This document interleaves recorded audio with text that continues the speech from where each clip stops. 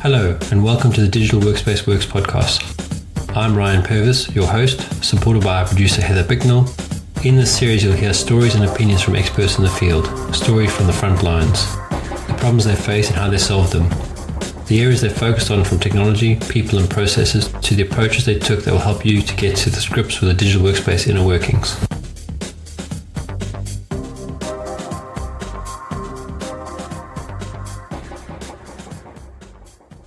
I'm doing just okay this morning. Had some bad insomnia last night, so do what I can to bring the energy, but I'm running on not a lot of sleep. How are you? Yeah, not too bad. Don't have that problem per se. I've damaged my shoulder somehow. So my left shoulder, which is the shoulder I normally sleep on. So I wouldn't say I had insomnia. I just, every time I rolled over while I was sleeping onto my shoulder, I would wake up and go, that's not a good idea. Oof. But I'm very glad to be in South Africa because I went and saw a doctor this morning. They pumped me full of painkillers, and I'm going to go for a sonar this week. Proactive care has engaged. I'm hoping to be recovered by the weekend. Yeah, fingers crossed for sure. Yeah.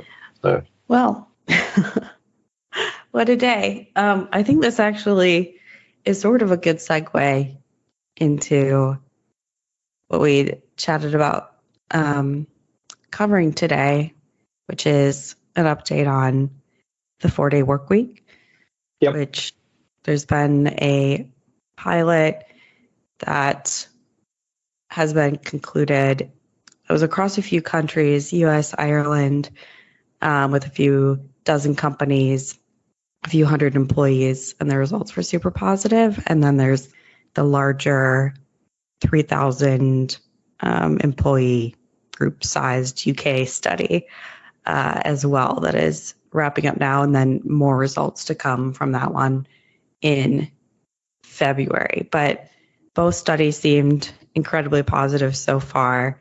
The first one, all companies involved said they'd continue to do it. 97% of employees who participated were positive on it.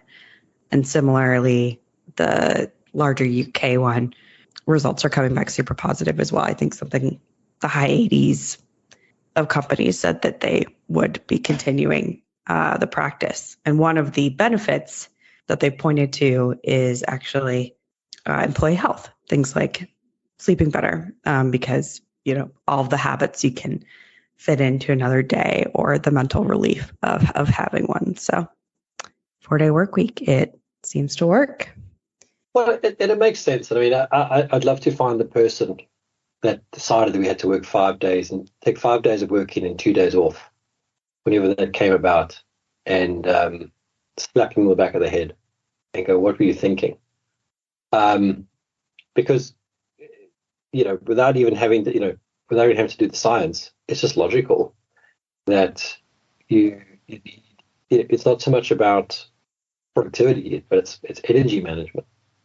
And you can't bring, at least, maybe you can when you're a youngster, but the older they get, you can't keep bringing the same amount of energy every day, relentlessly. You need time to think, and you need time to explore other things. It's just natural.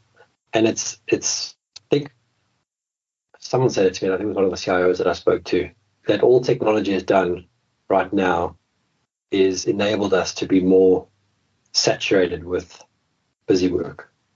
And if you think about the back-to-back meetings, and because now you don't have to commute somewhere, you could just do meeting after meeting after meeting. You don't actually have space to do any work or take the time off. We talked about various techniques to mitigate that. It does make sense that we almost need to break the cycle with something else, in 4 days a week of working. And I think you can practice that without actually even having your company necessarily give you the fifth day off, by not having any meetings on a day,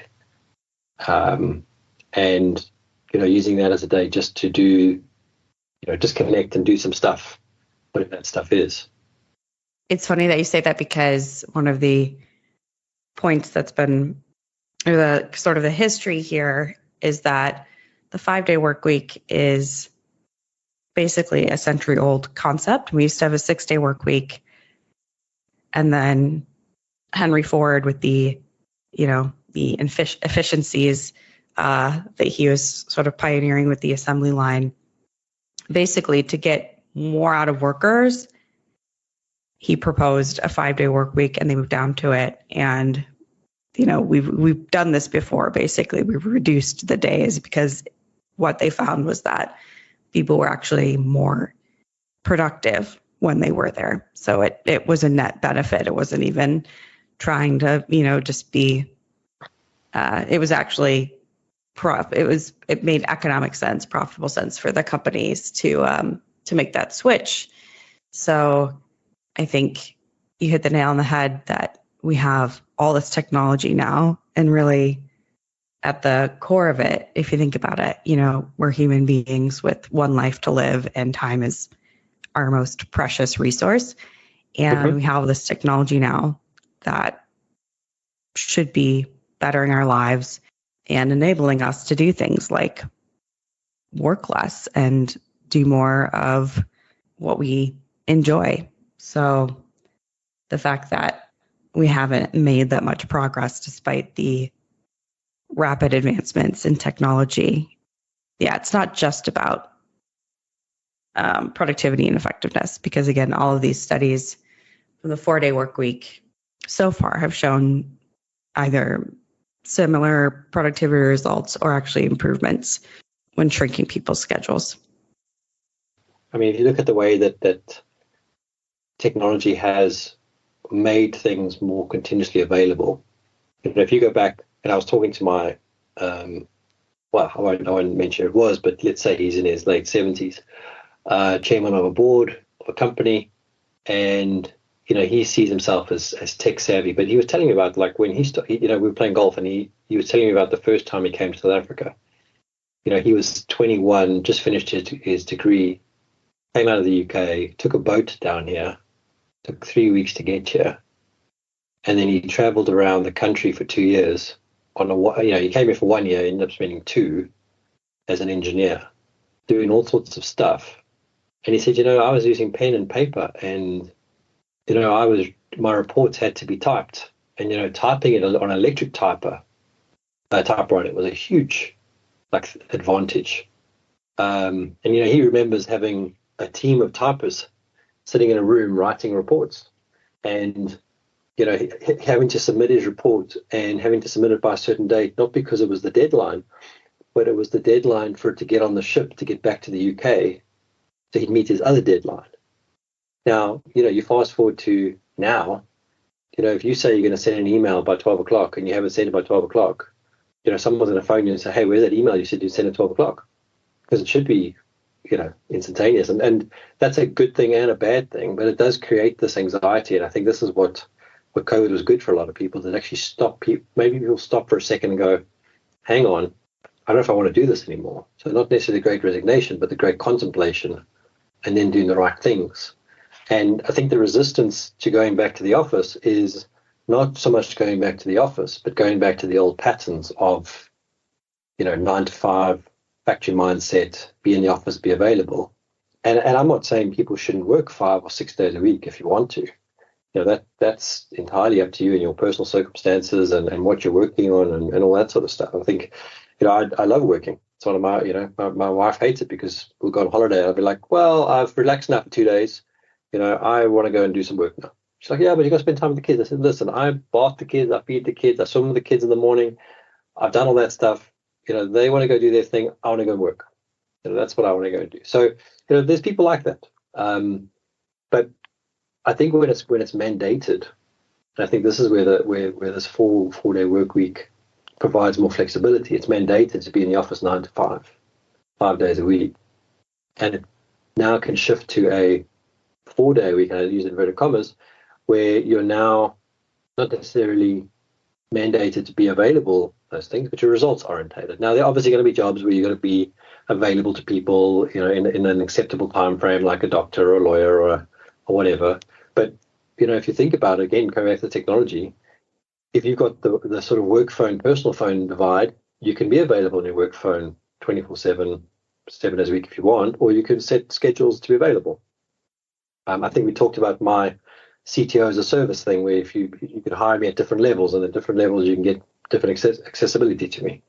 And that was based on an example. I saw someone saying, if you pay this much, you can phone me 24/7. If you pay me this much, which is a lot less, you only get allowed 60 minutes a month or something for phone calls. Those sorts of things. And I think this is what it was opening up to. Now, what I'm trying to get to in a long-winded way is each person should have that choice to say, well, I'm prepared to work my ass off to deliver these X, Y, and Z. And if I deliver those things in 3 days or 2 days or 4 days or whatever it is, and I don't want to work on the fifth day, or I want to spend the fifth day doing something else, I should be able to do that without sacrificing the salary that I would have got if I'd worked 5 days. And the reason why this is such a fundamentally different mindset is Pearson's law will tell you that you'll expand the amount of work you've got to do to the amount of time you've got. So when you cut it back to 4 days, you still get the same amount of work done. In fact, you'll get more done initially because you're so worried about overrunning into your fifth day because you don't want to ruin your fifth day. And obviously over time you'll get to a point where you're not doing the same amount of work you would have done in 5 days and 4 days, but without that stress of, well, I've got to get this done or else.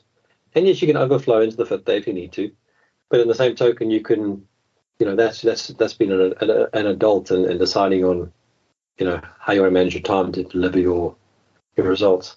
Where I think it becomes challenging is in leadership roles or roles where there's always a fire drill, and you're now at 5 o'clock on a Thursday supposed to be going off, because now Friday is your day, and now there's an emergency and you're going to be involved. How do you hold fast to your boundary, or do you say, well, this is the exception, and there's an exception to every rule, and then it's up to some sort of matrix to say, well, in these conditions, I'll be available on the fifth day, but usually I'm going to be on the golf course, or I'm going to be doing a new skill or whatever it is. I'm going for training every Friday, that sort of thing. I watched a video of Adam Grant addressing a room of CEOs on this topic, and sort of his tongue-in-cheek pitch of the 4-day work week to them was that if your employees work 4 days a week, then maybe you can reduce your days you work to 5 or 6. So hopefully there's some knock-on benefit. But yeah, I think you're right. There's always there's going to be exceptions. There's going to be different roles and different levels within an organization that will need to be more always on, and in theory are getting compensated for sort of having to deal with that kind of, they do get compensated for having, at the executive level, for dealing with that additional stress and always on and the lifestyle. Like that's kind of part of what you sign up for the more you climb the food chain. But I think the really crux of the issue of the 4-day work week, or the 32-hour work week, which is a different way to be thinking about it, spreading out those hours. I think you're right around the appeal of this is very similar to remote flexible work, which is that flexibility with your time and the opportunities that opens up for even things like childcare and elder care, and just making life work easier because you have that flexibility. My brain's breaking a little bit because of the insomnia. So there we go. No, that's fine. And you mentioned some very important stuff there. And that is the point, is that, if you look at the childcare costs in the UK, Australia. In fact, I was talking to my son's teacher yesterday. She's Australian. She married South Africa, then went back to Australia with the intention of living there. And they had a third kid, which was unplanned. And she said they couldn't afford it. There was just no way. And the only way to live there was for her not to work and her husband to work full time plus, another job, some sort of other income. And, we weren't seeing the same thing personally in the UK, but we know it in the UK where, people are, struggling with the cost of childcare, and women typically are working part-time in a job. They're working sort of 3 days a week, and then 2 days they are looking after kids and stuff. And this sort of and they're taking obviously a pro rata pay for that, so they're losing 2 of the 5 days a week to do that. Now, in this sort of scenario, they'd be getting 1 day back, but not changing their lifestyle too much.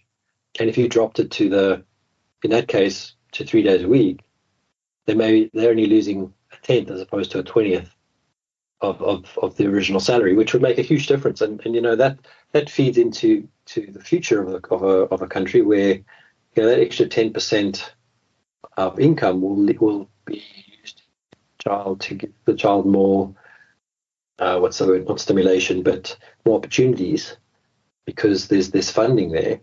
And what's happening now at the moment is, because everyone's been forced into this 5-day mindset, it doesn't work out that way. It becomes quite a big drop to go down to 3 days a week. And the reality is, a lot of these women, and I say it's women because most of the women that I've spoken to are doing this. Guys don't tend to do it. Typically, it's like 1 in 10 versus 7 in 10 in comparison. They've got the time. Once the kids are asleep and once the kids are past a certain point, they're napping, but they've got time to work, but then they don't do the work because they're not going to get paid for that work, and they've already done the household stuff and all the rest of it that they do anyway. So you're kind of missing an opportunity here to give people that want to work the opportunity to do that.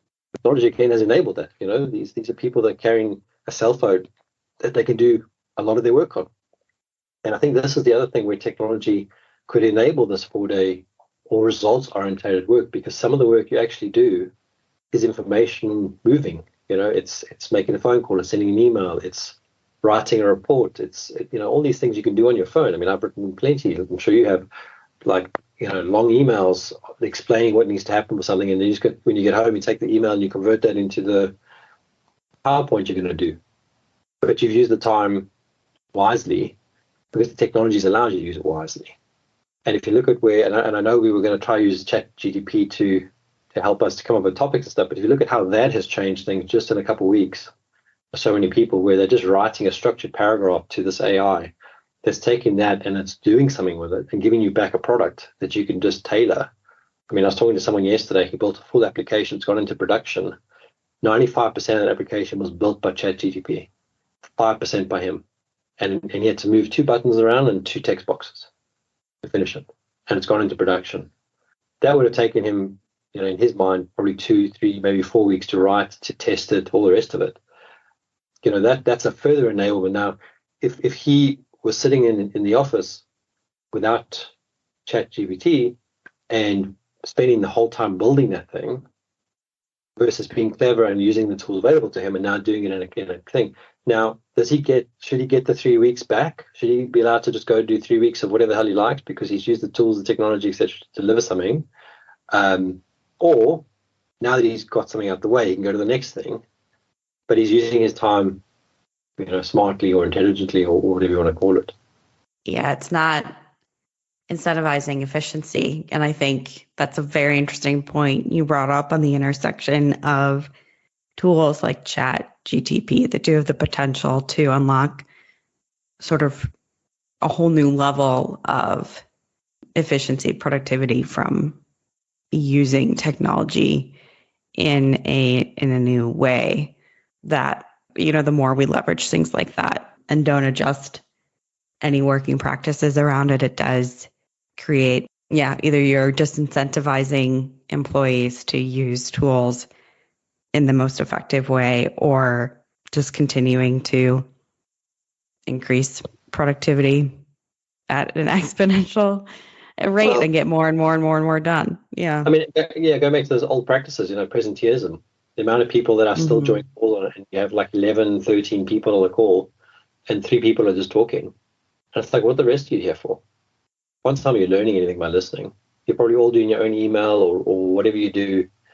But to be present on the call so that they look like they're doing something, inverted commas, there's your 5th day easily, because there's plenty of people that just join calls for the sake of joining the call that could get the transcript, again, generated by AI, And I mean, there's some great tools out there. And I'm trying to think of the one that I think it's Filament. I think it's Filament that you include that in the meeting invite, and it takes all the actions down out of the call for you and sends you an email afterwards. And that's been around for ages, 2 years, I think, 3 years. When you start looking at the amount of time that's wasted, and I think this is again where technology can be helpful. And I'm not going down the necessarily black ops, what are you doing on your screen all day long? But if you're on a call for 5 minutes and you're not going to add value, you just say, look, guys, I'm going to leave. I've got nothing to add here to buy. And then the AI would pick up, or the platform would pick up that you've left and send you the summary of the meeting because you were an attendee, so you get the summary and any actions. And if there was something that was relevant, then you can still follow up and get involved. But it's particularly the actions because you weren't there. But that's one of those things. But that gives you back that fifth day without a doubt. And the way that some of these tools, Teams and Slack and all that are being evolved, they're becoming more and more asynchronous. And I think this is where the value really comes in, as being asynchronous, because that 4 days, as you said, it's 32 hours spread across the week. Is it spread across 5 days, 4 days, 7 days, 6 days? I think it's up to you. As long as it makes sense for the business. I mean, obviously, if you're in a support desk, like a shift world, where there's overlaps and all that kind of stuff, you need to be available and that sort of thing, then that needs to be a known quantity. I think you can just go off and do your own thing. I think it needs to be transparent. But as long as people know that you're gonna check, if they send an email on Monday, you'll get a response at least within 24 hours that you've read the email or whatever it is, then that's probably fine. It's like a little bit of ground rules or rules of engagement, whatever it is. I think technology can help with that. I think it's just, the more we can reduce the overload, the better the quality of what work is outputted. And having time to think about stuff and not be distracted by 16 Teams messages that have been popping through while we've been talking, the better.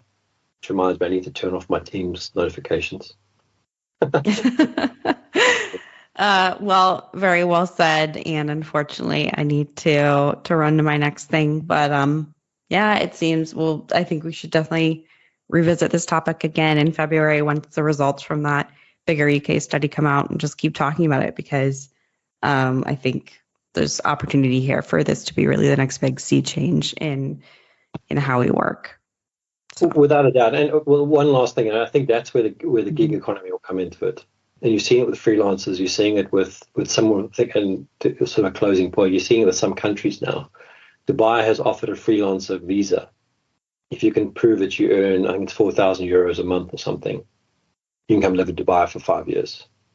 And there's a lot of countries doing that. There's probably about 20 or 30. I think South Africa's got one as well now, where it gives you a work permit for a period of time to come in and work. And then they don't care as a country what your working patterns are. But what you do by doing that is you bring in people earning foreign currency, which stimulates your economy. And it's I think it's a powerful thing. And immigrants make 7 times more money for a country than the natural person. So you want immigrants, which is an interesting point of view. Yeah, that's another interesting point. I think there's so much to keep digging into on this topic, and we can revisit more again around those, the benefits that we're seeing both to in the employee and the employer, and then thinking about the larger systems at play. Sure. Good stuff. Cool. Thanks for that. We'll talk to you soon. Thank you for listening to today's episode. Heather Bicknell is our producer and editor. Thank you, Heather, for your hard work on this episode. Please subscribe to the series and rate us on iTunes or the Google Play Store. Follow us on Twitter @the DWW Podcast. The show notes and transcripts will be available on the website www.digitalworkspace.works. Please also visit our website www.digitalworkspace.works and subscribe to our newsletter. And lastly, if you found this episode useful, please share with your friends or colleagues.